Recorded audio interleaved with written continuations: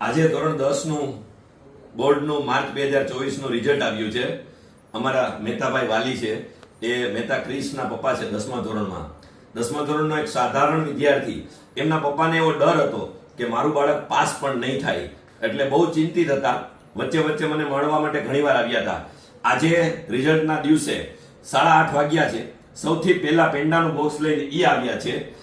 હું ખૂબ ખૂબ આભાર માનું છું અમારા આવા વાલીનો કે જે અમને પણ સપોર્ટ કરે છે. અને એમનું બાળક ભલે સાધારણ બાળક છે, પણ સાધારણ બાળક પણ મહેનત કરે તો પાસ થઈ શકે છે, ટોચ ઉપર થઈ શકે છે. એમનું આ જીવતું જાગતું ઉદાહરણ છે. મહેતાભાઈ, આપ શું કહેવા માંગો છો? થોડા ઘણા ઉતાર્યો. આપ શું કહેવા માંગો છો બાલો સ્કૂલમાં અમારી જે મહેનત હતી એ બાબતમાં?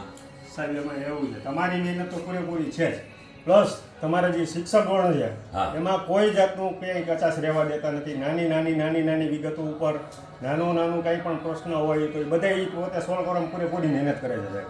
એટલે એમાં કોઈ વસ્તુ કાંઈ પ્રશ્ન છે જ નહીં. તમારી મહેનતમાં એને લીધે તમારા છોકરાઓનું રિઝલ્ટ છે. અને હું તો જે બધે જે પાસ થયા છે એ બધાને મારા તરફથી અભિનંદન છે, હું આપું છું. Thank you. Thank you.